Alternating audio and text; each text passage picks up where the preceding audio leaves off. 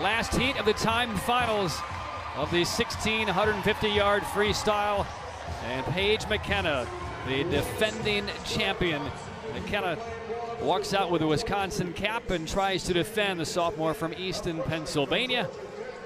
And the time to beat right now is 15:52.18, set by Indiana's Mariah Denigan. And here's who we have here in the final heat.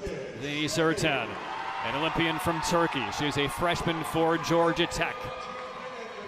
And it's Kristen Steggy, just celebrated a birthday a couple of days ago. Steggy from Tennessee finished fourth in this event a couple of years ago. Here's Erica Sullivan, the silver medalist in the 1500 free in Tokyo, swimming for Texas. She was the NCAA runner-up to Paige McKenna last year, the defending champ, who then underwent surgery and was out of the pool for about 4 months, then began to ramp up her training. Kenzie McMahon, who just won her first individual NCAA championship in the 500 free earlier in the meet. She is with Alabama in 5. There's Allie Breslin, junior for the Tennessee Volunteers. Silver in the SEC about a month ago. And here's from Pennsylvania, Anna Kalandadze. Second straight final heat for her. And it is Ching Hwee Gan from Indiana, freshman from Singapore. She's in lane 8 for the Indiana Hoosiers. And now we'll go to Kenzie McMahon, who won her first individual championship a few days ago. And Erica Sullivan, certainly one of the top contenders, one of the best long-distance swimmers in the world. Take your marks. Top 3 you saw all return from last year. 7 seconds separated those 3 swimmers. It really wasn't close. McKenna won it by almost 6 seconds, actually just over 5, and then Sullivan was a couple seconds ahead of Kenzie McMahon. And this one might shape up to be a little different. Kenzie McMahon, all the pressure is completely off of her. She's already won the 500, which was a huge upset. Coming in ranked, I think she was in the 30s somewhere ranked, and then wins it. Erica Sullivan was 4th in the 500. McKenna tripped up a little bit in the 500. She was 17th earlier. She was 6th in that event last year. So is that a sign of things to come? We'll have to see. But this race really is wide open. How much of a burden is it off of Kenzie McMahon to finally, can't tell again, you. kind of that's been one of the biggest shocks we've seen in Knoxville over the course of this meet. What does it do for her, and how cathartic is it for her in the 1650? I think it's a great point, Patrick, and the fact that, you know, she can swim with ease now. Nobody expected her to win the 500. Nobody really is expecting her to win this, except that Alabama faithful. But she's got a real chance. I mean, at the World Short Course Championships just a few months ago, she won the bronze medal in that. So this is a woman that can definitely do it again here in the 1650 and sweep the distance events. So this is 66 lengths back and forth. Near the top of your screen, that is Erica Sullivan turning in the lead. At the bottom of your screen, that is Ching Hwee Gan of Indiana. Sullivan in 2022 was dealing with some injuries, and she still finished 2nd at the NCAAs. As you mentioned, silver medal in the Olympic Games in this metric distance, the 1500, behind who else? Katie Ledecky. And it's my monthly or weekly shout out to Katie Ledecky and what she did with that record. She just broke her own American record in the fastest time in history just a couple of weeks ago down in Orlando, Florida. Almost broke 15 minutes. She went 15:01, Patrick. Incredible. And just to give a little perspective on her NCAA record and her American record. Her NCAA record, 15:03. Nobody's going to be close to that, but nobody has ever been close to that. But her last 500 yards in that race at the NCAA championship was 4:33. 4:36 won the individual 500 here in Knoxville. And if you take, she really went out for it fast in Orlando her last 500 there was 4:35, which still would have won the NCAA. So again, Katie Ledecky in a completely different stratosphere. And I know sprints are your forte, but take us inside the minds of the coaches and of the swimmers in breaking down this 1,650-yard race. You know, a lot of it is trying to find a stroke rhythm, find that timing. You want to try to get into a consistent stroke rate, meaning you want to be very consistent on the number of strokes you try to take each 25, and that means the clock. Everything revolves around the clock and being consistent once you settle in to your stroke. And then you break it down by distance. You break it down by, I think, 500. The first, second, and third 500, and then the last 150 is just get up and go. But you really kind of try to break it down. And again, if you go back to the champ, when she broke that record at the NCAAs, she was 4:35 going out, 4:36 going out. Then she really negative split. Went down to 4:33 and then 4:33 her last 500. So that's the way that you want to feel. You want to feel like you're getting faster as you go along. One final footnote on Katie Ledecky. Then 15:03.31 is her NCAA record. We're likely going to see, what, 15:40, 7:48 maybe here tonight. How many years will it take, do you think, for anybody to begin to sniff that NCAA mark set by Katie? I think we'll be long gone. Carol Capitani is looking on right now, and Erica Sullivan. What an incredible job. I know we've been talking about it all week long, but what an incredible job Carol Capitani has done with the Texas Longhorns. I mean, she's run into a freight train, obviously, in Virginia in the last couple of years, but, you know, they never gave up. As Cynthia said, they have incredible diving, but their swimming has improved dramatically under her leadership. And they're going to be a force to reckon with. They're sort of like Virginia. Once somebody just goes into that senior mode and goes out, they kind of come right in. And an example of that, Lydia Jacoby, freshman, wins the 100 breaststroke earlier in the meet. So let's see, she's 4:43 going out, Erica Sullivan. Last year, she was 4:41, so a couple of seconds slower than last year, but everybody else is much slower going out. I mean, it is a very slow field going out. You talk about Paige McKenna, for example. McKenna was also 4:41 going out last year. She's 6 seconds slower going out this year. So the whole field has kind of come back down to earth, and that spells good news for, I think, Erica Sullivan, because she's not going to die. I mean, she was on the World Championship team back in 2019 in the 25K. Patrick, that's 25,000 meters. Unsubscribed. Right, let me ask you a question here. Sullivan right now is kind of heads up with Ching Hwee. Gan is down in lane 8. Sullivan's up in 3. Are they able to see one another, or does Sullivan think she's in the clear? They can certainly see each other, sure. I don't think at this early on, I don't think it really matters, but, you know, you bring up Ching Hwee from Indiana. The top time so far happens to be an Indiana sophomore, 15:52. Mariah Dinnigan has the quickest time so far. So this is a timed final. So all the heats before this, they certainly count. Stieg, the sister of Kristen, who swims for Tennessee. Rachel swims for Georgia, also a sophomore, went 15:54.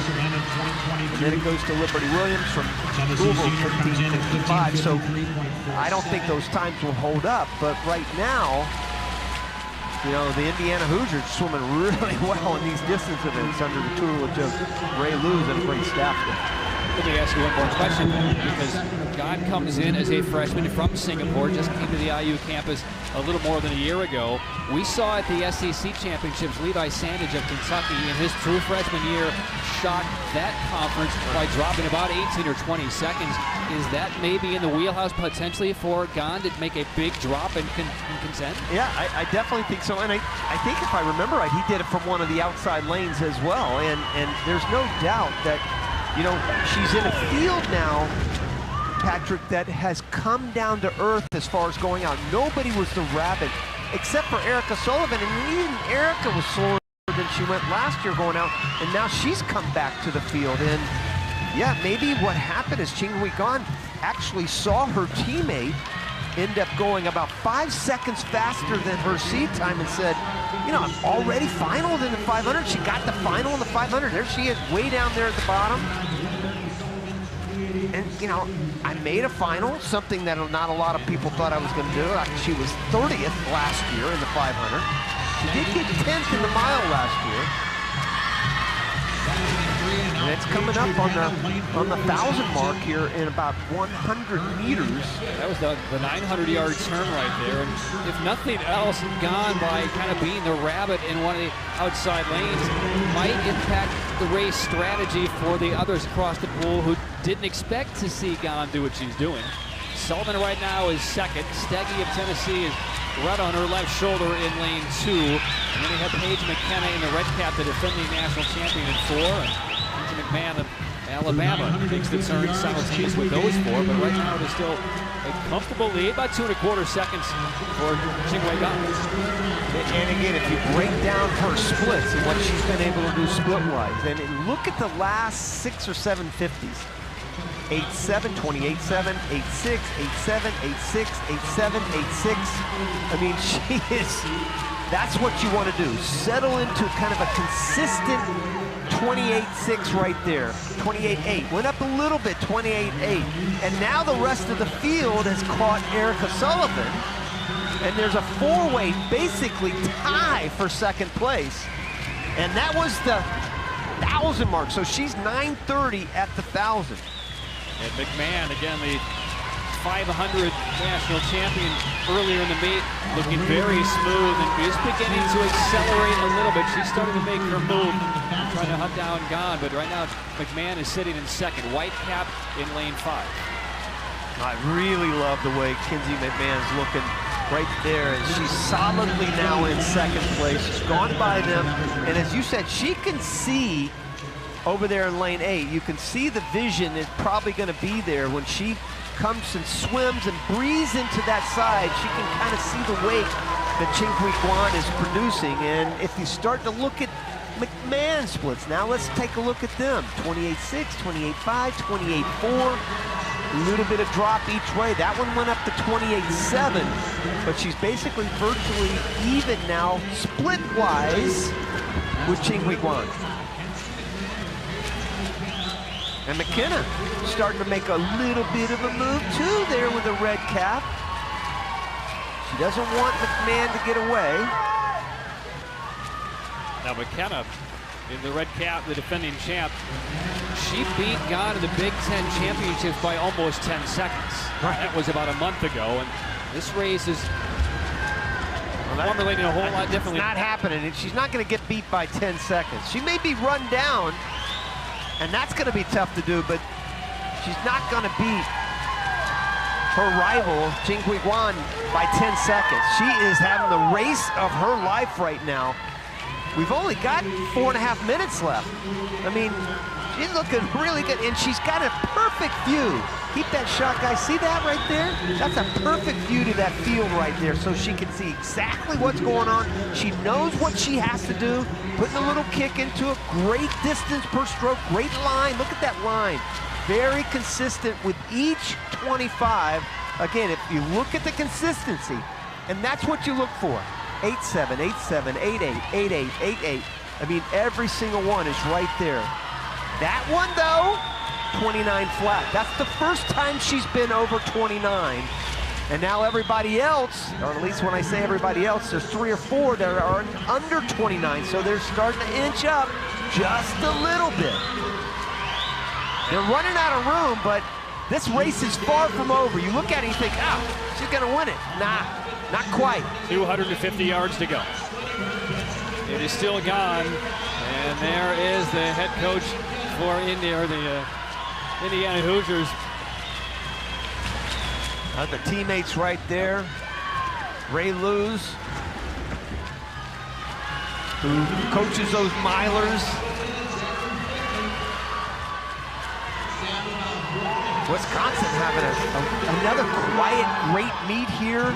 Look at this. Lead tightening up. 1.2 seconds for Gan, and that turn, 200 yards to go. The last 350s, McKenna and McMahon have outsplit Ching Hwee by 0.3 of a second each 50.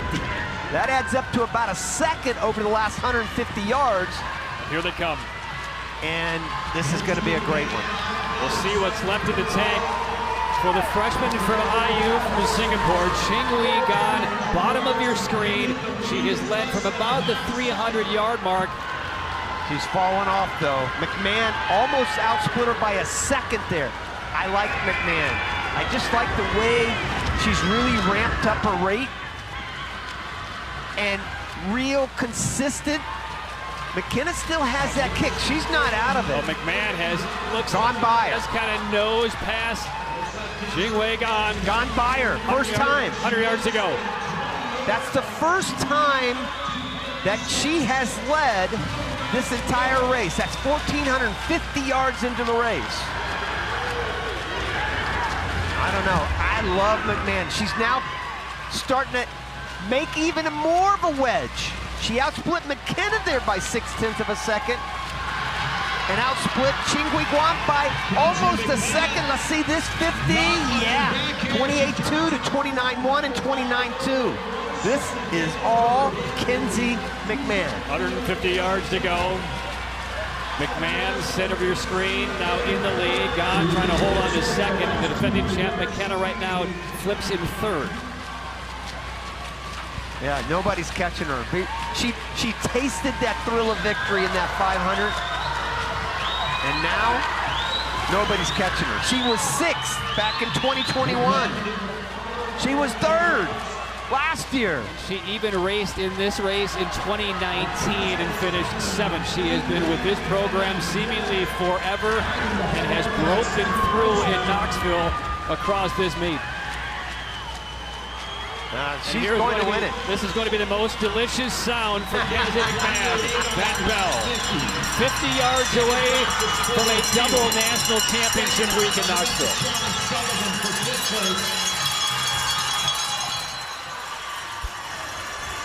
One more turn for McMahon.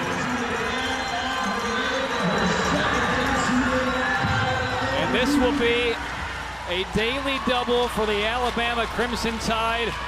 And Kenzie McMahon, the graduate student from Jacksonville, Florida, that nobody saw coming.